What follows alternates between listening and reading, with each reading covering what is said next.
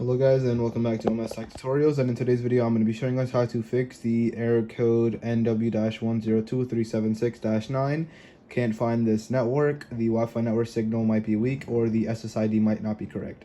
So I'm pretty sure this happens when you're trying to connect to your network. So you go to network and you're simply just in settings, you're trying to set up your internet connection, it's just not working. So in order to fix this, the first thing you guys can do is simply just turn your PlayStation off or just restart it.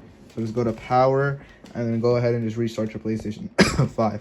Now once you do that, start the game back up, check to see if that fixes. If that does not fix, the second thing you guys are going to do is you're going to go restart your Wi-Fi router. And if you do not know how to do that, all you do is simply just unplug one of the wires out of the back and wait a few minutes, maybe like wait 1 or 2 minutes, and then just go ahead and replug it back in.